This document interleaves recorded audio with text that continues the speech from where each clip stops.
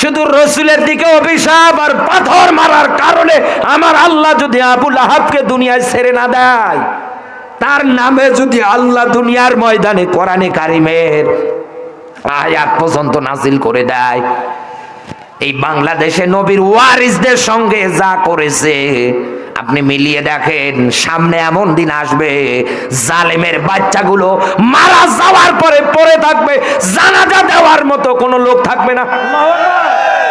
আপনি মিলিয়ে নেন আমার কথাটা, পড়ে থাকবে, কোন মৌলবি জানাজা পড়ার জন্য রাজি হবে না, হবে না, হবে না। লোকজন এদের জানাজা পড়বে মানে কুকুর দিয়ে লাশ খাওয়াবে। কি মনে করেছেন আপনি? আল্লাহ যদি ইসলাম বিরোধী রসুলের দিকে অভিশাপ দেওয়া পাথর মারে আবু লাহাবের এই পরিণতি করে, আল্লাহ আপনাকে ছাড়বে? আমান আদমু মিম্মান কাতামা শাহাদাতান ইনদাহু মিনাল্লাহ। আল্লাহ বলেন ওই লোক তার চাইতে বড় জালেম আর কে, যে কোরআনের হক কথা জানার পরেও গোপন করে দেয়। আমি কিন্তু এই জায়গায় আল উলামা ওয়ারাসাতুল আম্বিয়ার ব্যাখ্যায় এরকম আলেম বলি নাই যে টাকার কাছে হেরে যায়। এক কথা বলে না কেন? ডিম বিরিয়ানি খেয়ে জান্নাতের সার্টিফিকেট দেওয়া মৌলবীকে এখন আর দেখা যায় না। গিয়েছে কোথায় গো? এখন তো আর খুঁজে পাওয়া যায় না, এখন আপনাকে আর দেখা যায় না। কারণ এদেশের মানুষ স্পষ্ট জেনেছে ডক্টর কফিল উদ্দিন সরকার আপনি জালেমদের পাঁচ আটা দোষর। আপনি এতদিন এদের পাশ হেঁটেছেন কি যেন বলে ডাইরেক্ট একটা শব্দ দিয়ে, কোথায়? এবার আসেন একদিন বলতে লোকটার অনেক মেধা, অনেক যোগ্যতা সম্পূর্ণ, ডক্টরেট করেছে, তার মাথা শুধু মাথা না, ম্যাগনেট।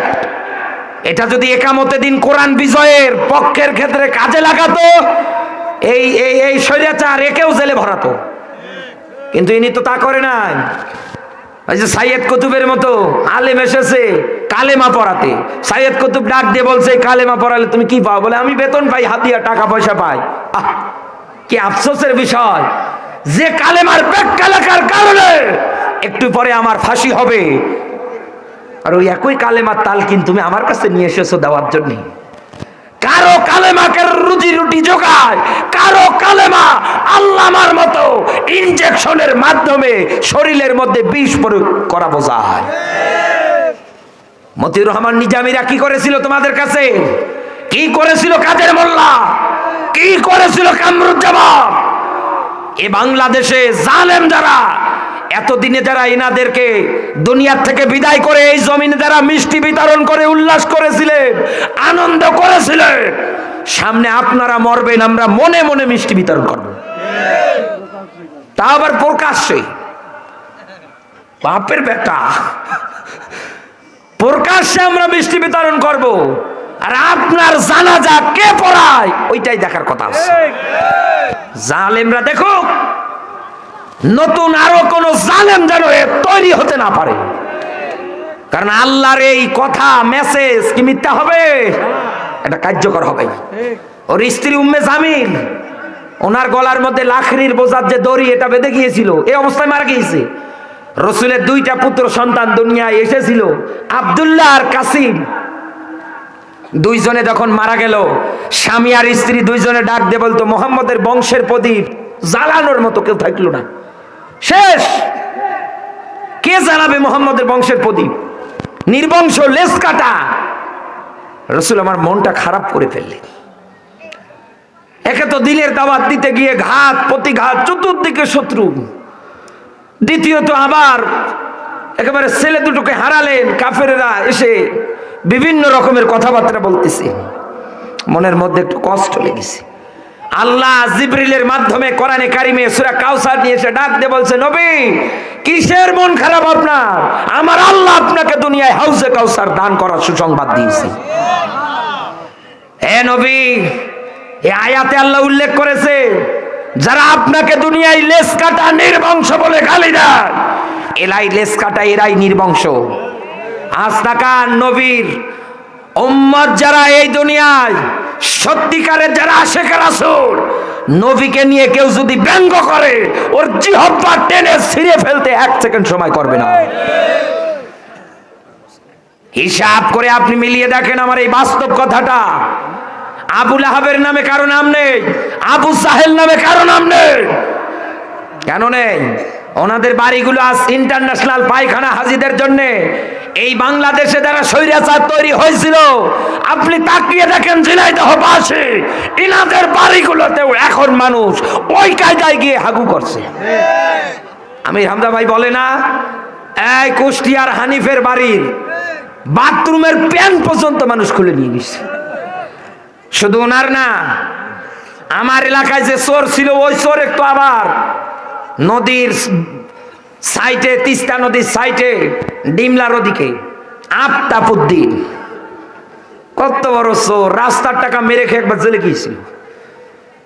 ওকে নদীর ওই তিস্তার পারে চতুর্দিকে বালুময় ওই জায়গা দিয়ে পলাচ্ছে, ওখান থেকে অ্যাটাক করা হয়েছে। তাকান, মানুষ ওদের বাড়ি ঘর ভেঙ্গে চুরমার করে দিয়েছে। সেই হিসাব অনুসারে মেলান। আল্লাহ যদি এইটা করতে পারে, জালেমদের সঙ্গে বাস্তব কিছু হলেও আপনি দেখেছেন, সামনে এমন দিন আসবে এই বুড়ি শয়তান মারা যাবে, মানুষ দেখবেন 10 কেজি, 1 মণ, 2 মণ, এমনকি গরু জবাই করে হলেও খাওয়া দেবে। আমার বন্ধুরা, আমি আপনাকে আয়াত থেকে এটাই সতর্ক মেসেজ দিয়ে যাচ্ছি, সামনে কোনো আলেম ওলামাকে কেউ অপমান করবে আমরা মেনে নিতে রাজি না। কোন দুনিয়ার ময়দানে ইসলামপন্থী মানুষদের, ইসলামপন্থী দল নিয়ে, ইসলামী আন্দোলন নিয়ে যে কটূক্তি করবে, ওর দাঁত ভাঙ্গা জবাব বাংলার মানুষ দেওয়ার জন্য রাজি আছে। আল্লাহ যেন আমাদেরকে কবুল করে, বলেন আমিন। আর আমি জালেমদের সতর্ক করছি আয়াত থেকে, শরিয়াচার হতে যাইয়েন না, জালেম হতে যাইয়েন না। ব্যাখ্যাগুলো জ্বলন্ত প্রমাণ, বাড়ি গিয়ে আরো ভালো করে মেলাবেন, পড়বেন। আল্লাহ আলোচনা থেকে আমাদেরকে সবাইকে যেন আমল করার তৌফিক দান করে, বলেন আমিন। মায়েদের যেমন বলেছিলাম বাড়ি গিয়ে স্বামীদের ধরবেন, মহরণার টাকা যেন দেয়, না দিলে ঘুমাতে দেবেন একসাথে। ঠিক তেমনি স্বামী যারা আছেন সুযোগ কাজে লাগান, বাড়ি গিয়ে নিজের ঘরের বউটাকে ডাক দিয়ে বলেন, আমার সঙ্গে যদি থাকতে হয় 5 ওয়াক্ত নামাজ দুনিয়ায় পড়া লাগবে, রমজান মাস আসলে রমজানের রোজা রাখা লাগবে, আমার খেদমত করা লাগবে। আর রিজালু কাওয়ামুনা আলান নিসা, এই আয়াতও পড়েছিলাম, আপনি উপদেশ দেন, আবারও স্মরণ করে দিচ্ছি।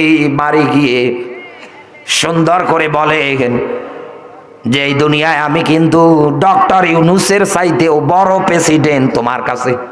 আরে ভাই, ডক্টর ইউনূস তো মানুষের ভোটে রায়ে নির্বাচিত একজন প্রেসিডেন্ট, কিন্তু আপনি তো আল্লাহর কোরআনের আয়াত অনুসারে রায় পেয়ে প্রেসিডেন্ট। আপনাকে সরাসরি বিজয়ী করে প্রেসিডেন্ট বানিয়েছে কে? আপনি বাড়ি গিয়ে বলেন, আপনার মেয়েটাকে বলেন, আপনার ছেলেটাকে বলেন, এই ওয়াজ আপনি বাড়ি নিয়ে যান, যাওয়ার পর পরে পরিবারটাতে সেট করেন, দেখবেন আপনার পরিবারটা যদি এগুলো মানে, পুরো এলাকার মধ্যে একটা মিনি ছোট্ট জান্নাতের বাগান হয়ে যাবে আপনার পরিবার।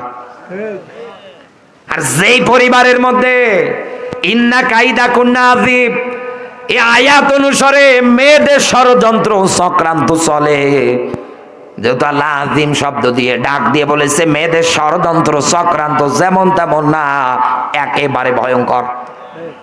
কারণ ভাই ভাইয়ের মাঝে দ্বন্দ্ব বাজাতে একটা মেয়ে মানুষ যথেষ্ট।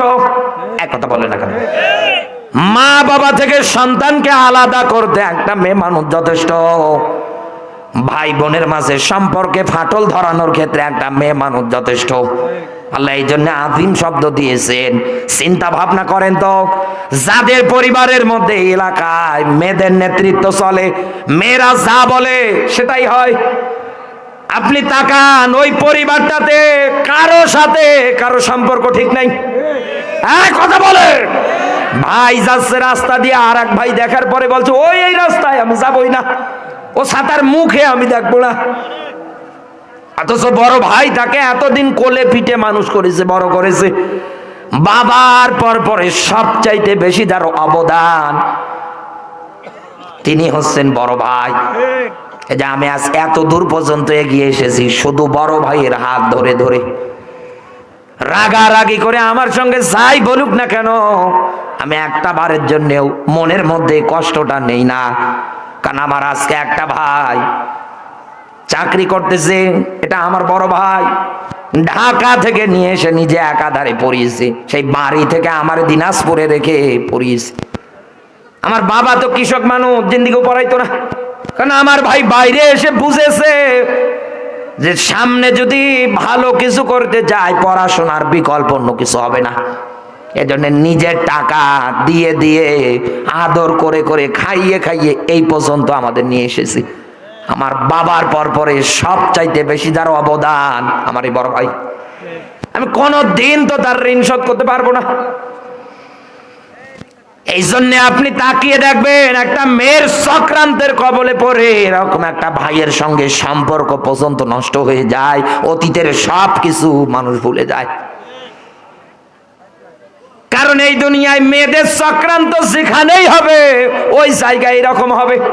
একটা পরিবার থেকেও তো শিক্ষা নিতে পারেন, যেই পরিবারে একটা মেয়ের চক্রান্ত হওয়ার কারণে এরকম দ্বন্দ্ব আগুন লেগে যায়, এদের যদি সংসদে চালানোর ক্ষেত্রে বসানো হয়, রাষ্ট্রের দায়িত্ব যদি দেওয়া হয়, নেত্রী মেনে যদি সামনের দিকে এগিয়ে দেন, আপনি তাকাবেন ওই দেশের মধ্যে দাউ দাউ করে আগুন ছাড়া কিছু চলবে না।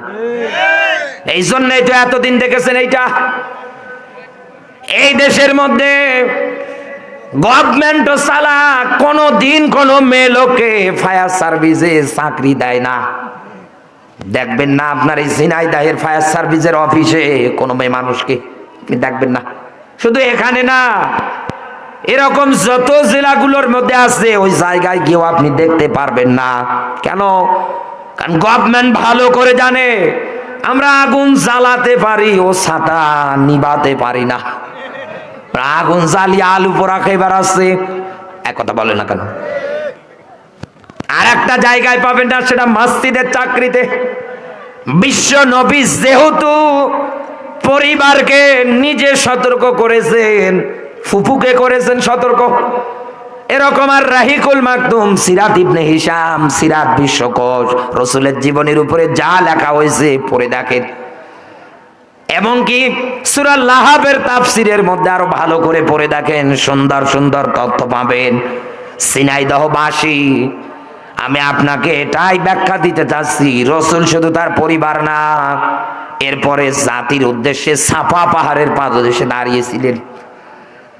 লোকজন যখন এক এক করে জমায়েত হতে লাগলেন, আল্লাহর নবী ডাক দিয়ে বললেন, আমি যদি তোমাদের বলি এই সাফা পাহাড়ের পাদদেশে একদল লোক অস্ত্র শস্ত্র নিয়ে তোমাদের প্রতি আক্রমণ করবে, অ্যাটাক করবে, এই জন্য রেডি হয়ে আছে, তোমরা কি আমার কথা বিশ্বাস করো? উপস্থিত যত জনগণ সবাই ডাক দিয়ে বলছে যে হ্যাঁ, তোমার মুখের এই কথা আমরা 100% বিশ্বাস করি, কারণ আজ পর্যন্ত তুমি তোমার জবান দিয়ে কোনো মিথ্যা কথা বলো নাই, তুমি কোনোদিন কারো কোনো রক্তের সম্পর্ক ছিন্ন করো নাই, কোনোদিন কাউকে কষ্ট পর্যন্ত দাও নাই। উপস্থিত ওই জায়গার মধ্যে রাসূলের নিজের চাচা আবু লাহাব, রক্তীয় চাচা, আর আবু জাহেল কিন্তু রক্তীয় চাচা ছিল না। বিশ্বনবী এইবার জাতির মাঝে যখন ডাক দিয়ে বললেন, আমি আল্লাহর নবী, আমার আল্লাহ পাক আমাকে রিসালাতের দায়িত্ব দিয়েছেন, এই দুনিয়ার ময়দানে আমার আল্লাহ আমাকে কিতাব দান করেছেন। রাসূল যখন এই কথা বলেছেন যে আমি নবী, আখির জামানার পয়গম্বর, শেষ নবী, আমার পরে কোনো নবী আসবে না, তথা রিসালাতের ঘোষণা যখনই দিয়েছেন, নিজের রক্তীয় চাচা আবু লাহাব সঙ্গে সঙ্গে হাত দিয়ে ডাক দিয়ে বলছে, ভাতিজা, এই কথাটা বলার জন্যই কি তুমি আমাদের এই জায়গায় ডেকেছো? তোমার প্রতি অভিশাপ বর্ষিত হোক। এখানে আলেম যারা আছে জিজ্ঞাসা করে দেখে, দ্বিতীয় স্টপে ওর রাগ কন্ট্রোল দিতে না পেরে হাতের মধ্যে পাথর উঠিয়ে রাসূলের দিকে মেরে দিয়েছে। আল্লাহ পাক বরদাস্ত করেন নাই রাসূলের দিকে পাথর মারা। কোন কাফের নামে পূর্ণাঙ্গ কোন সূরা আপনি কোরআনের মধ্যে পাবেন না, শুধু একজনের নাম ধরে আল্লাহ কোরআনে একটা সূরা দিয়েছে, তার নাম হচ্ছে আবু লাহাব। আল্লাহ বলেন তাব্বাত ইয়াদা, এরপরের অংশ বলেন তো, জোরে বলে, আল্লাহ বলেন ধ্বংস হোক আবু লাহাব, ওর 2 হাত, ও নিজেও, ওর স্ত্রী সন্তান, ধন সম্পদ, টাকা পয়সা ওর কোনো কাজে আসবে না। আমি আল্লাহ ওকে প্রবেশ করাবো জাহান্নামের লেলিন অগ্নিশিখায়। এবার হিসাব করেন তো, বিশ্ব নবীর দিকে পাথর মারা আর অভিশাপ দেওয়াই যদি আল্লাহ বরদাস্ত না করে, আল উলামা রাসাতুল আম্বিয়া, এই হাদিস অনুসারে এই দুনিয়ায় যারা রসুলের ওয়ারিস আছে, এদের কোমরে যারা দড়ি লাগান, এনাদের হাতের মধ্যে যারা হ্যান্ডকাপ পরা, এনাদের পায়ের মধ্যে যারা শিকল পরান, এমনকি রিমান্ডে নিয়ে গিয়ে আপনারা যারা নির্যাতন করেন, হাতি ছিলে নিয়ে গিয়ে যারা উলঙ্গ করে হাতে সিগারেট ধরিয়ে দেন, আবু লাহাবের পরিণতি দেখেন। শেষে আমার আল্লাহ ওর শরীরের মধ্যে এক প্রকার রোগ দিয়েছিল, সোয়াইসে রোগ, যার কাছে যায় তারই হয়। শেষে বাড়ির থেকে বের করে দিয়েছে, ও জঙ্গলের মধ্যে পচে গলে মারা গিয়েছে। আর ওই লাশটা ওই জায়গার মধ্যে আদর করে কেউ মাটির মধ্যে পুঁতেও রাখে নাই। ওই অবস্থায় ওই জায়গায় হিংস্র জন্তু জানোয়ারে ছিঁড়ে ছিঁড়ে খেয়েছে। মসজিদের দেয়ালের মধ্যে ইঞ্জিনিয়ার হাত দেওয়ার পরেই বলতে পারবে যেটা কতদিন টিকবে, কারণ আমিও একটু ওই লাইনে পড়াশোনা করেছিলাম, ইলেকট্রিক্যাল, আমার এই বিদ্যুতের বিষয় একটু পড়েছিলাম হালকা পাতলা। এই বিদ্যুতের যত কিছুতে আছে দেখি, আমার স্যার এসে ক্লাসে তারে এরকম করে হাত দেয়, এরকম করে হাত দিয়ে বলছে এই তারটা এতদিন পর নষ্ট হওয়ার সম্ভাবনা আছে, উনি হাত দিয়েই বলে দিচ্ছে। ঠিক যারা civil engineer, building engineer, mechanical এবং গার্মেন্ট শাখা, এরকম অনেক অনেক শাখা আছে, যারা পড়াশোনা করেছে ওনারা ওই হাত দিয়েই বলে দিতে পারবে এই বিল্ডিং কতদিন থাকবে। কিন্তু আপনি আমি মানুষ, বুকে হাত দিয়ে চোখ বন্ধ করি বলেন তো এখান থেকে বাড়ি যেতে পারবো? কোথায় নীলফামারী, এখনই যদি মারা যায় অ্যাম্বুলেন্সে করে নিয়ে যাওয়া লাগবে, লাশটাতে নিয়ে যাবে তাও টাকা নেবে। এক কথা বলেন না কেন? তা কি করেন আপনি? কোনো ওয়ারেন্টি নেই, গ্যারান্টি নেই।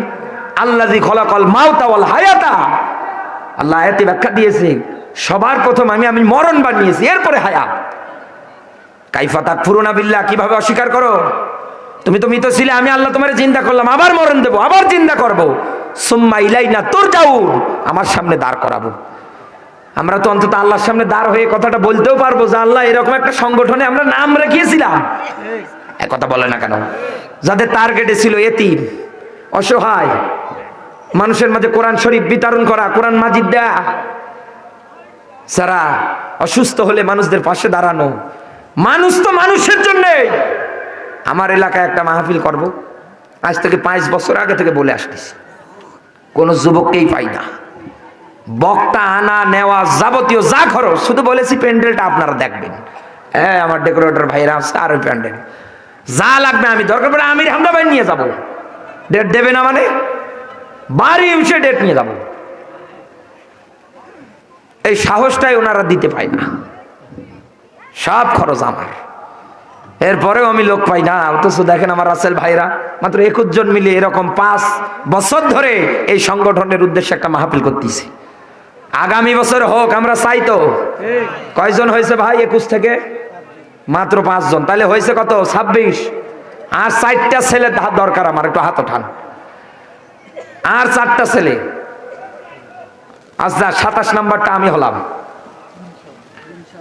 যতটুকুন পারবো আমাকে যে কোনো উদ্যোগে নক দেবেন, হোয়াটসঅ্যাপ নাম্বার দিয়ে যাব, নক দেবেন। আমি যতটুকুন পারবো আপনাদের এই ভালো কাজটা আমি শুরু খাবো। আর 3 জন দরকার আমার, 30 পুরুষ, একটু 3টা লোক দেখতে চাই।